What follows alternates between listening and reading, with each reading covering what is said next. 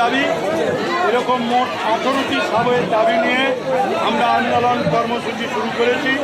এবং জেনে রাখবে, আগামী দিন রেলকে আমাদের দাবি মেনে নিতে হবে এবং আন্দোলনের গতি আরও দ্রুত বাড়বে এবং যত দিন যাবে সাধারণ মানুষ এই আন্দোলনকে সমর্থন করে পা মেলাবে। 21 তারিখে ডেপুটেশন আছে, আমি সকলকেই আহ্বান জানাচ্ছি যে 21 তারিখে ডিআরএম অফিসে হাওড়ায় চলুন এবং আমাদের 18টি সাবওয়ে, সিঙ্গুল লোকাল পুনর্বাহন এবং গোঘাটের ভাবাদিঘি রেলকে সম্পূর্ণ করে বিষ্ণুপুর পর্যন্ত অনতি বিলম্বে রেল নিয়ে যেতে হবে। এই দাবিকে সামনে রেখেই আমরা আন্দোলন শুরু করি।